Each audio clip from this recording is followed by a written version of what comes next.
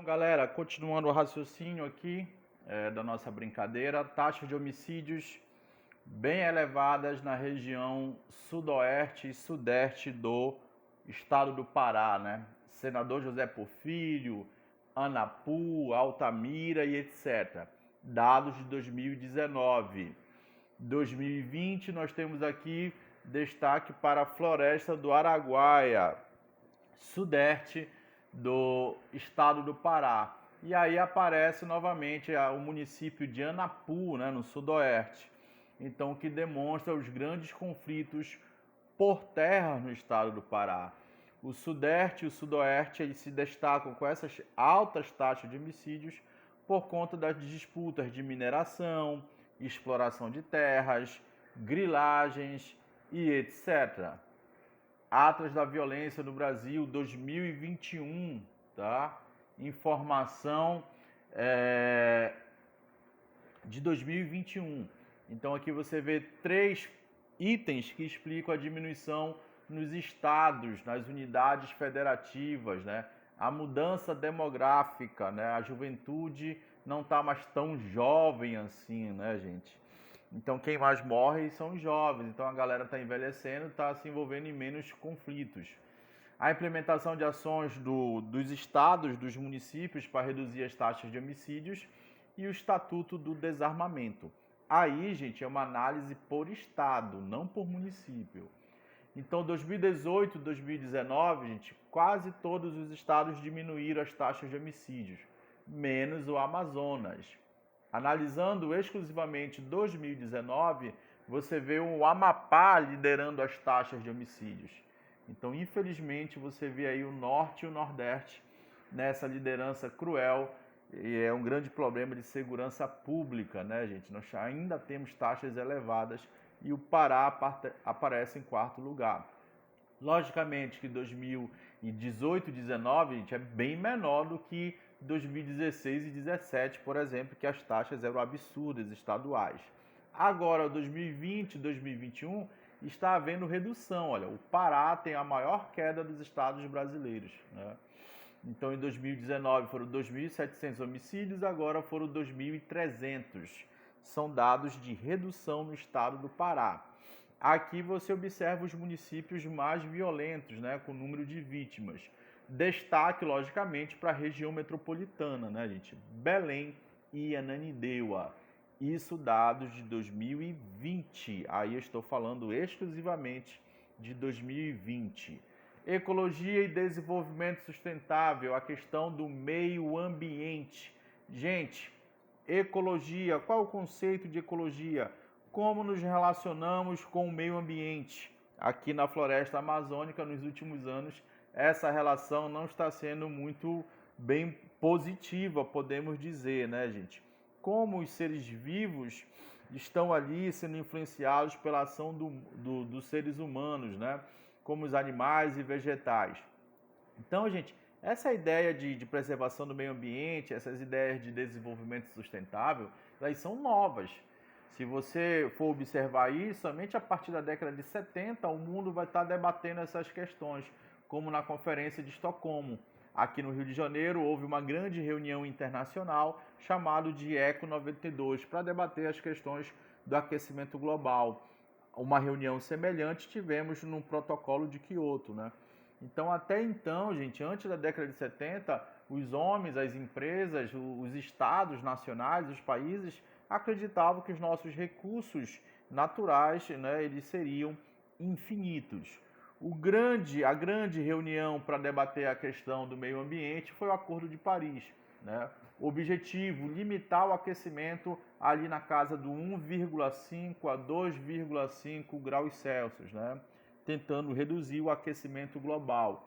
195 países assinaram o Acordo de Paris, tá?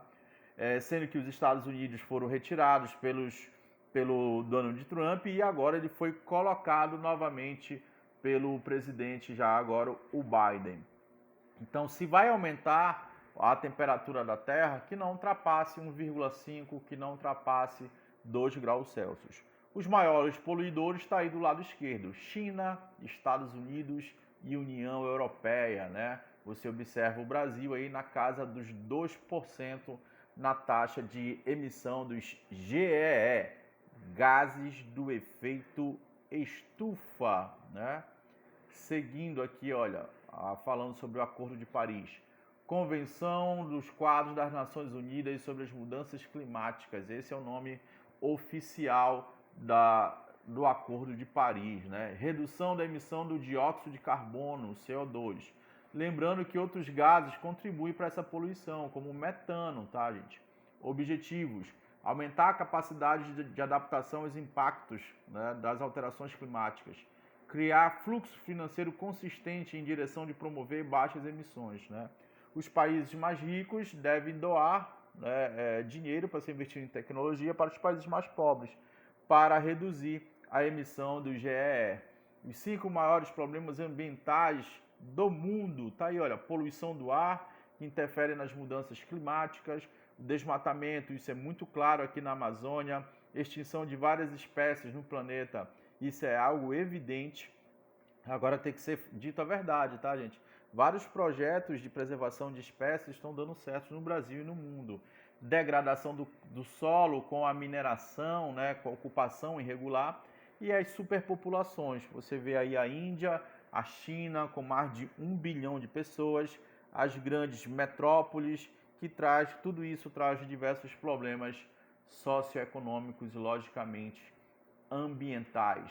Muitos programas, gente, desenvolvidos pelos governos estaduais e federais, direto ou indiretamente, acabam afetando o meio ambiente e acabam promovendo o desmatamento. Aqui no Pará isso é muito claro na década de 90, aqui no Pará isso é muito claro na década de 70. O governo federal, na década de 70, a partir da década de 70, vai criar logística para a exploração do meio ambiente e, consequentemente, o desmatamento. O Pará, o governo estadual, por exemplo, na década de 90, vai incentivar a chegada da soja.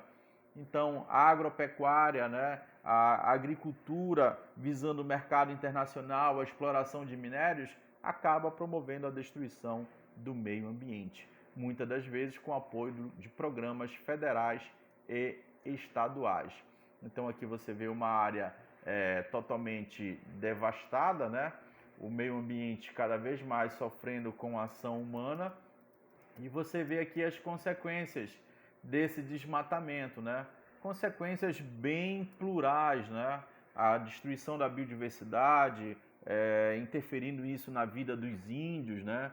O empobrecimento do solo, isso acaba promovendo interferência na questão das quantidades de chuvas e, logicamente, né, também associação com isso tudo a proliferação de pragas e doenças tropicais, né? Você destrói o meio ambiente, você destrói o habitat naturais de muitos insetos, né? De muitos seres aí microscópicos, né? O efeito estufa está aí, só para você lembrar.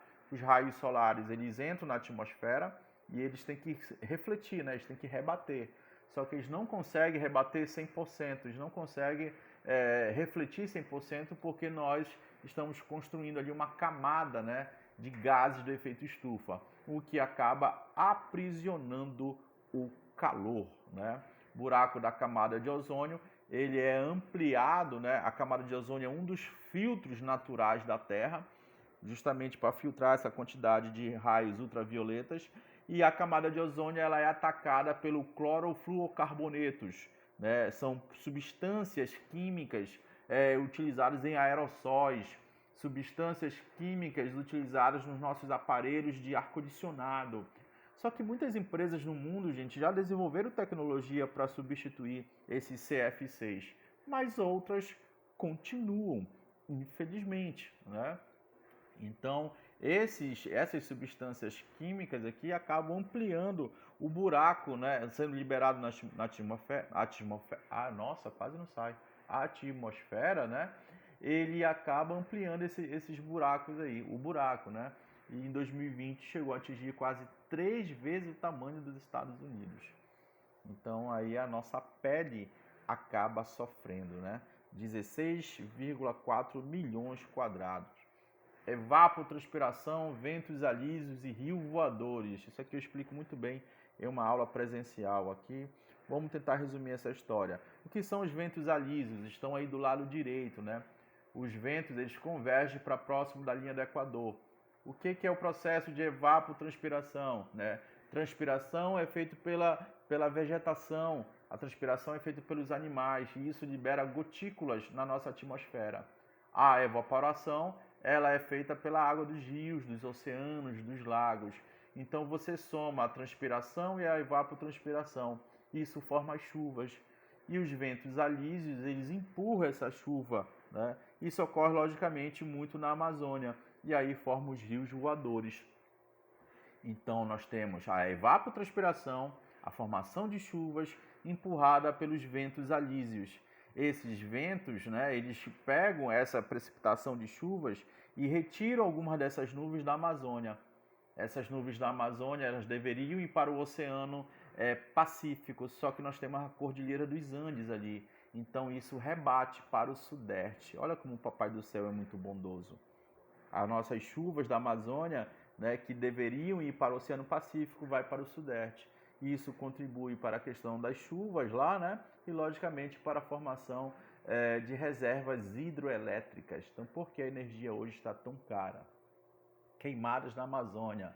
Área desmatada em agosto, aqui são dados de agosto, tá, gente? É 7% maior do que a registrada no mesmo período do ano anterior.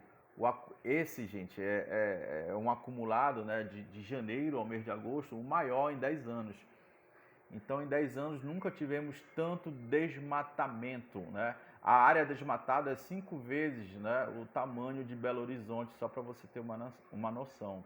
Então, o desmatamento, gente, não está reduzindo na Amazônia. E aí você vê isso através desse gráfico aí. Quem são os maiores desmatadores? Infelizmente, o Pará e o Amazonas. Então aí nesse gráfico você vê desmatamento da Amazônia de janeiro a agosto em quilômetros quadrados. Olha, gente, quanto era em 2012? 714. Agora estamos em 7.700. Enxergou a diferença? A diferença, gente? Em 2012 não passava de 1.000. Agora estamos num patamar acima de 7.000 quilômetros quadrados. Então você vê o que um desgoverno não faz com o meio ambiente. Aqui nós temos o arco do desmatamento, né, que pega a região ali sudeste do Pará, sudoeste, norte do Mato Grosso e um pedaço do Acre, né? E infelizmente ele está se ampliando, né? Daqui a pouco não vai ser um arco, vai ser o retângulo do desmatamento, como você observa aí no mapa, né? Destruição por conta do garimpo, da mineração e por aí vai. Recentemente nós tivemos um encontro aqui em Belém, né? Tá aí uma informação do jornal O Liberal para discutir a bioeconomia, né? É possível, gente, sim, explorar a natureza de forma salutar, né? De forma economicamente ativa e de forma que possa preservar a natureza. Então o Fórum Mundial ele vem falando disso, né? Ele vem discutindo, né? Muitos indivíduos que trabalham com elementos da natureza e conseguem ganhar um dinheiro e conseguem também preservá-la, né? Então são políticas públicas, políticas internacionais e privadas que têm como objetivo ganhar dinheiro e, logicamente, preservar o nosso meio ambiente. Nessa reunião participaram os governos, iniciativas sustentáveis foram apresentadas a nível público e a nível privado. Especialistas debateram políticas públicas e novas tecnologias que substituem produtos calcados em materiais e matérias energéticas fósseis, né? Então vamos substituir, por exemplo, deixa eu pegar aqui um exemplo que vem aqui na minha cabeça, as termoelétricas. Vamos substituir as termoelétricas? Vamos. Né? Vamos substituir a energia elétrica vindo das hidroelétricas? Vamos. O indivíduo que mora lá no Combu, por exemplo, ele pode ter energia elétrica através de placas fotovoltaicas, beleza? Vamos explorar o Combu economicamente com os restaurantes? Vamos. Mas vamos fazer o sistema de compostagem, vamos fazer a reciclagem do lixo, e esse lixo reciclado, ele pode virar um produto de artesanato, e isso pode ser vendido para os turistas. Olha que bacana. Então é isso que estava sendo debatido aqui no Brasil, aqui em Belém do Pará, né? Foi assinado um edital de procedimento de manifestação de interesses para a concessão de áreas estaduais para a proteção e comercialização dos créditos de carbono. Créditos de carbono que serão vendidos logo no futuro. Se um país não pode poluir mais, ele compra o crédito de carbono do Brasil e do Pará, né? O primeiro contrato de crédito para os produtores da bioeconomia por meio do Banco do Estado do Pará. Agora o Banpará vai entrar como agente financiador dessa bioeconomia. Pará na COP26, lembrando que o presidente brasileiro não foi para a COP26, a maior reunião para debater as questões climáticas, né? Conferência das Nações Unidas sobre a Mudança Climática. Eu falei para vocês anteriormente do Acordo de Paris, né? Aí nós temos a COP26. O governador do estado afirmou que haverá assinatura de um protocolo de todos os estados da Amazônia Legal. Então, vários governadores da Amazônia Legal foram para lá, né, para demonstrar que estão tentando preservar o meio ambiente e cooptar grana em investimentos para a continuação dessas políticas públicas. Então é isso, gente. Fica aqui a minha propaganda, né?